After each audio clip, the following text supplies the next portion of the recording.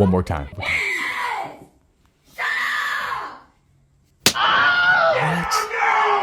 No way. Why can't I play it? Because you are not allowed. Last year we could. Yeah, last year we could. We're not doing last year. We are done with it. Last year was gone. At least let me log out. We will log it out for you. No, I am. What'd you say? Done. What the fuck are you? Oh yeah. I So teach sad. 5-year-olds ballet. 5-year-old girls ballet. You ask them, can you stand in your designated spot? They're telling you no and shut up. This is what my daughter did at school today. She did this to her whole classroom. My gosh. What is up, YouTube? You've seen just how terrible kids and parents have been at home, and today you're going to see just how it's impacting schools and what it means for our future generations. You're going to see some pretty wild kids in this video, so you already know we got the discipline paddle out. This is actually a different one this time. I got in trouble for my wife using the bedroom paddle in my last video. That's apparently only for my wifey's. Yeah, boy. Now, if you're new here, we discuss social issues and modern pain points where everybody can voice their opinions. If that's of value to you, let me know by gently tapping that like button. We've got a lot to get into today, including some comments from you guys from previous videos. So if you do want to be featured in a future video, please keep leaving your thoughts down below. And to start things off, I'd like you to let me know in the comments, what's the worst case of someone acting out in school that you can remember? I'm curious. Let's go. One more time.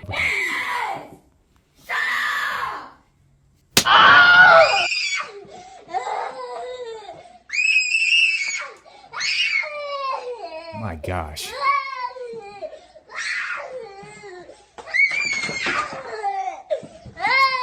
Aria, can you come here, please? She's gonna keep going. Miss T is on the way.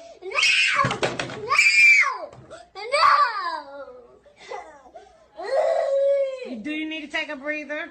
Yes, she does. Is everything okay? You need to talk about anything? You want to talk about something? Come on. But She's that's really not gonna how keep you going. talk.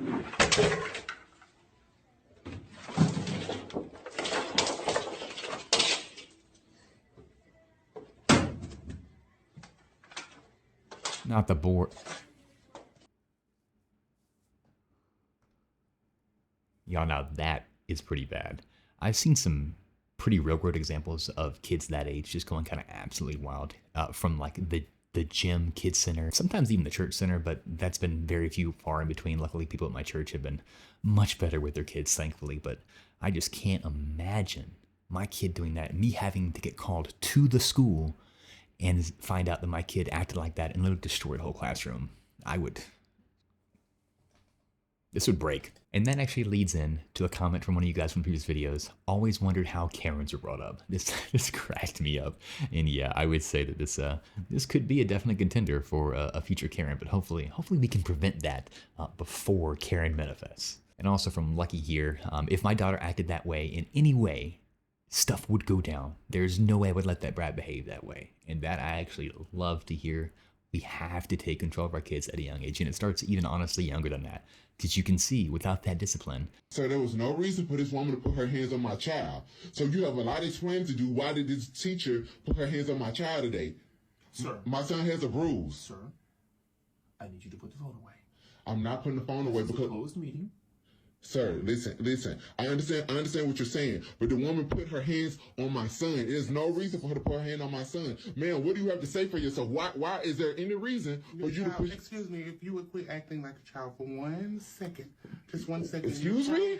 Who are you talking to like that? Your child, the one that came from your womb, is unruly, disrespectful, highly disrespectful. He bullies kids. He throws things throughout the class. And that means you put your hands on my son. So that gives you the right to put your hand. A long time ago, sir. We do all parenting. So you're going to tell me how I need to parent, ma'am? Yes. It seems like ain't nobody parented you putting your hands on somebody's You kid. couldn't possibly have ever parented. He knows. How often do you see this kid? It's every single... So is that what you encourage? You see my son doing these things. No one's reported this to us. Please stop. So this is actually a tough one, and I want y'all's input down below.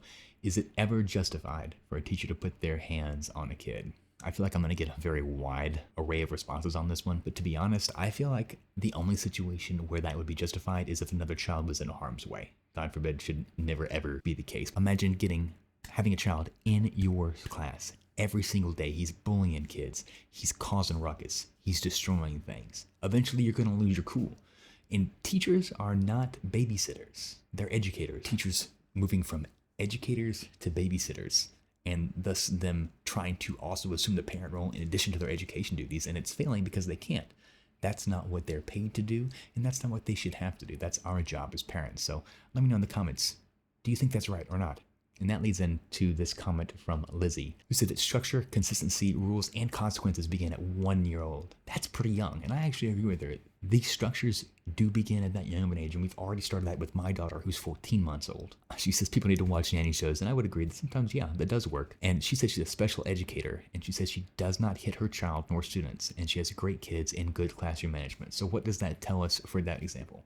That obviously we can have a good classroom without hitting kids. But at what point is enough enough? I think that's up for discussion. So frustrated with him. Yes, he wrecked the whole damn class. How am I supposed to have a job and then getting phone calls from this little boy? He's only 4. He's about to be 5. I just don't understand what his brain be thinking. Like, oh, I'm just about to have a whole explosion in class. Like, this is crazy. He don't like taking naps, and when he don't take a nap, it just triggers his whole afternoon. This is what my daughter did at school today.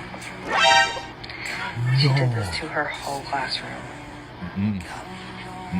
So when teachers are saying, please think of the other students, this is the type of stuff that they're referring to. This mom came to the school, saw the devastation her daughter created. Clearly it's an elementary classroom. Obviously that classroom was evacuated, and she came and took her home. So mom removed her from the setting. But look at that aftermath. The teacher and the other students in that classroom are dealing with that aftermath. They might be spending the rest of their day in a different classroom until that gets cleaned up. Or even better, the teacher has to wait till after school to go clean it up. And of course, people are very quick to say, well, what's the teacher doing? Why aren't they stopping this behavior? First off, there's not much you can do once a child gets to that point. We especially can't restrain them in any way, shape, or form. But while that kid's going on their rampage, teachers are typically catering to the other students who are probably scared and crying and trying to keep them safe. Yes, it's unfortunate about what's happening with that child because clearly they're going through something. But everyone has a right to a safe learning environment. So when does that child's rights end and everyone else's begin?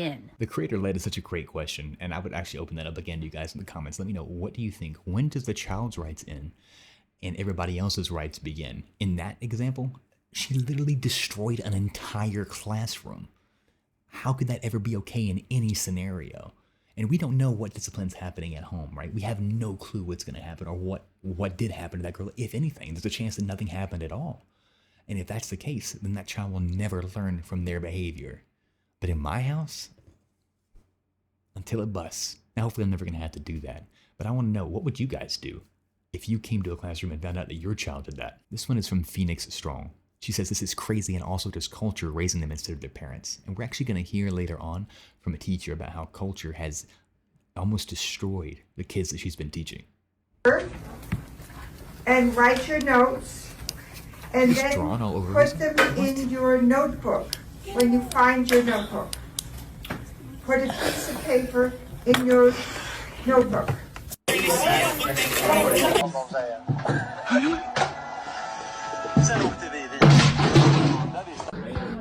Sit down and be quiet.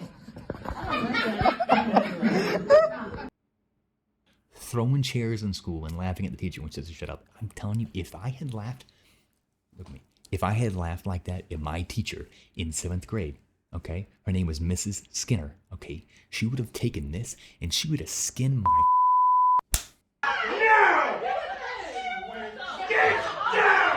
What? No way.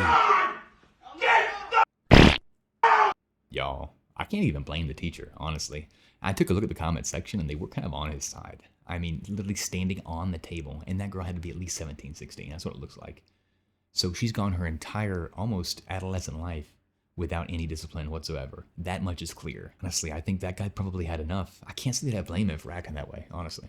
You have been told Why? The whole time. Why can't I play it? Because you are not allowed. Last year we could. Yeah, last year we could. We're not doing last year. We are done with it. Last year was gone. At least let me log out. We will log it out for you. No, I am. What'd you say? Done. What the fuck are you? Oh, yeah. There goes my hand again for another video. I can't believe that. Yeah. Terrible. I'm calling out all the parents. If you're a parent and your child is in pre-K to elementary school to high school, I'm calling you out. The children today, I have never experienced, and I'm 22. Having to teach and work with you guys as children has been the most traumatic experience of my life. I teach 5-year-olds ballet. 5-year-old girls ballet. I have a class of 10 students. They don't respect any authority. You ask them, can you stand in your designated spot? They're telling you no and shut up. They're throwing things at each other. They're throwing things at other people, other classmates. You say, can everybody sit in their spot? I don't want to. I'm not doing that. You don't get to tell me what to do. You're not my mom. You confront the parent. The parent tries to argue with you and fuss at you because you tried to reprimand and redirect their kid. I told a young little girl, please sit in your spot. You're not my mom. You don't tell me what to do. Okay. When her mom came to pick her up, I said, hey, your daughter's having a hard time following instructions. And 7 times today I've had to redirect her to just sit in her spot. Well, clearly she didn't want to sit, and mind you, this is a mom. Clearly she didn't want to sit right there. So, I mean, if she's telling you she don't want to do something, why keep asking her to do it? You know she's not going to do it. What world do we live in? Like, what in you guys' brain as a parent says, my kid not following any directions is a great thing. It's not that serious, and y'all don't have a right to tell her what to do. It's sad. It's sad. It's really, really sad. And another thing that's heart-wrenching is horrifying. It is horrifying. Your 5-year-old daughters are asking to listen to Pound Town and Ski Yee. Your daughters, your 5-year-old daughters are asking, can we hear Pound Town? I'm playing them Princess Tiana ballet music. Awful. And they are asking me, can we hear Pound?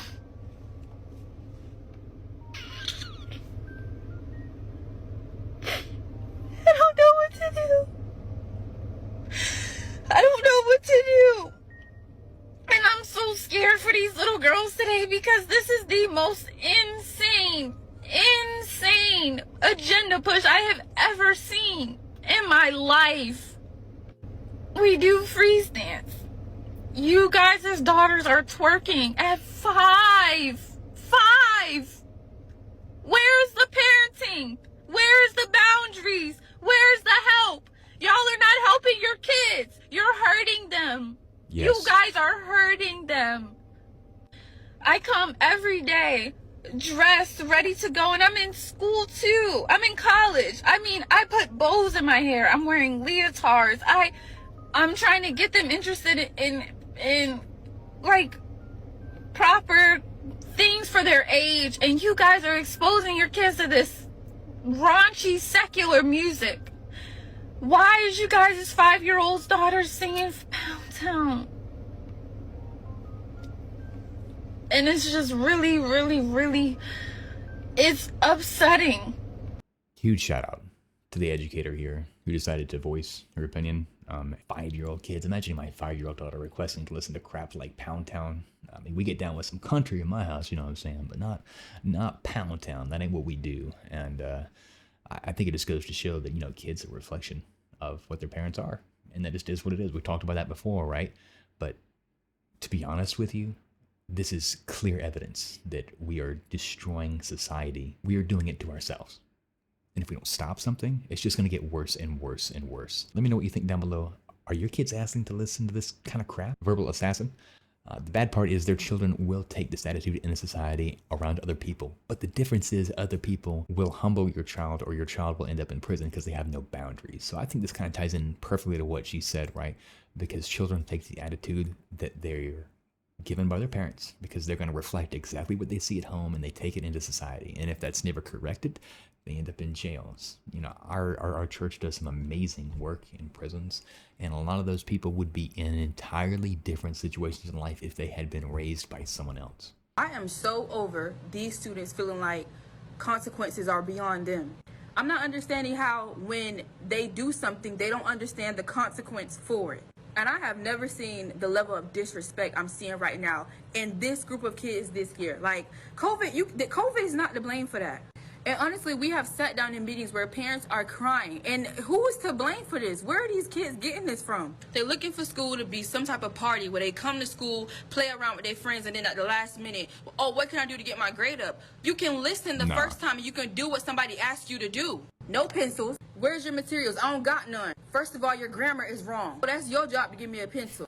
Like, the freak? And as soon as you write them up and show them the consequence of their action, oh, it's all hell breaking loose. I'm genuinely over it. Like, I'm at a point where I'm merciless. Like, areas where I showed mercy when it shouldn't have been, I'm done with that. Seriously. If it's not a kid who's trying, who I genuinely see has been trying and working hard throughout the year, we don't assign homework because we know they're not going to do it.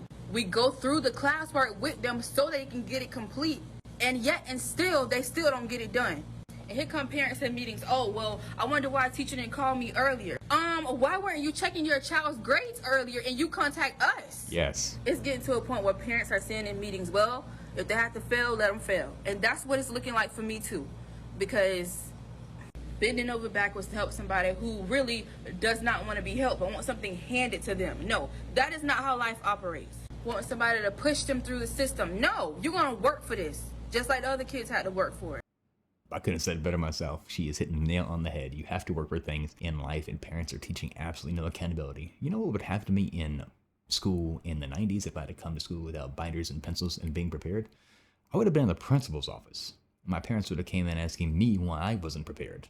Not me asking my mom or my teacher why they weren't prepared for me. Like, we learned early that we had to take accountability for ourselves in school. And that's just evidently not being taught anymore. So what's going to happen when those kids have kids? Can't even imagine the education system in 20 years and what it's going to look like if things do not change.